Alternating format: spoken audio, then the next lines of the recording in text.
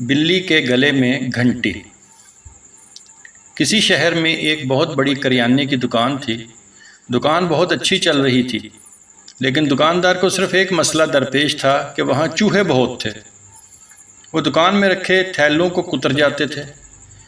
وہ کھانے پینے کی بہت سی چیزیں ضائع کر دیتے جو دکاندار بیچنے کے لیے لاتا تھا، مثلاً روٹی، بسکٹ اور پھل۔ چوہوں سے ہونے والے نقصان سے دکاندار پریشان ہو گیا۔ آخر کار اس نے ایک بلی لانے اور اسے دکان میں چھوڑنے کا فیصلہ کیا تاکہ چوہوں سے جان چھڑائی جا سکے۔ اگلے ہی دن دکاندار ایک موٹی بلی کو اپنی دکان پر لے آیا اور اسے وہاں چھوڑ دیا۔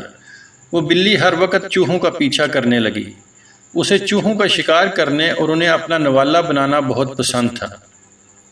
چوہے کھا کھا کر بلی موٹی ہوتی گئی اور دکاندار بھی اس کے کام سے خوش ہو گیا۔ بلی نے اسے چوہوں کی وجہ سے ہونے والے نقصان سے بچا لیا تھا۔ دھیرے دھیرے دکان میں چوہوں کی آبادی کم ہونے لگی۔ چوہے اپنی کم ہوتی تعداد کے بارے میں فکر مند ہو گئے۔ ان کی تشویش میں اضافہ ہوتا گیا۔ آخر کار انہوں نے سارے چوہوں کا اجلاس بلانے کا فیصلہ کیا تاکہ بلی سے جان چھڑانے کا کوئی طریقہ تلاش کر سکیں۔ ان کی آبادی روز بروز کم ہو رہی تھی اور یہ ان کے لیے ایک بہت بڑا مسئلہ تھا۔ ان کو زیادہ خطرہ یہ تھا کہ بلی ہر روز ان کے ساتھیوں کا شکار کر رہی تھی اور انہیں پتہ بھی نہیں چلتا تھا کہ بلی کب اور کہاں سے حملہ کرے گی۔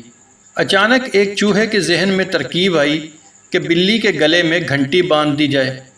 اس سے چوہوں کے تمام مسائل حل ہو جائیں گے، کیونکہ جب بھی بلی حرکت کرے گی تو گھنٹی بجنے سے وہ یہ جان سکیں گے کہ بلی کس طرف سے آ رہی ہے۔ یہ تجویز ہر چوہے کو پسند آئی اور وہ سب خوش ہو گئے، لیکن جلد ہی ان کی خوشی ماند پڑ گئی، کیونکہ اب سوال یہ پیدا ہوا کہ بلی کے گلے میں گھنٹی باندھے گا کون؟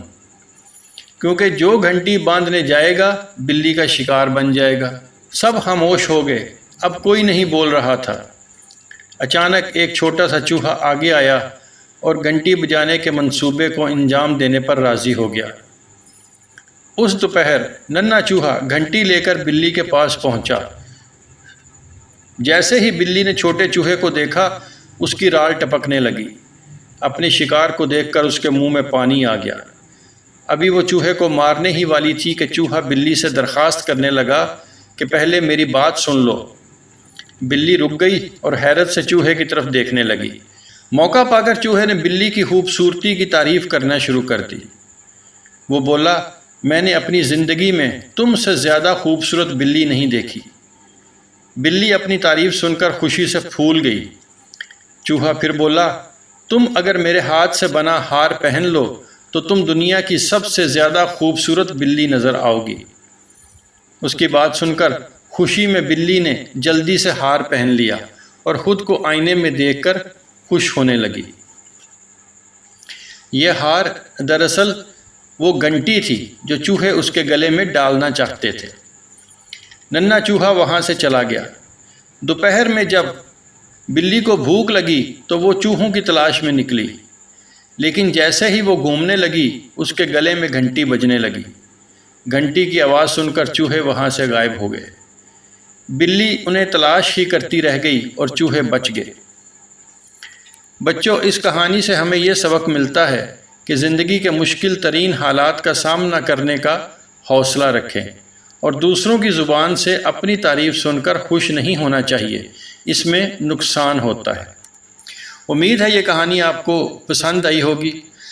اگر پسند آئی ہے تو اس کو لائک کر دیں اور اس چینل کو سبسکرائب بھی کر دیں تاکہ ایسی ہی مزے کی کہانیاں آپ کو سب سے پہلے سننے کو ملتی رہیں۔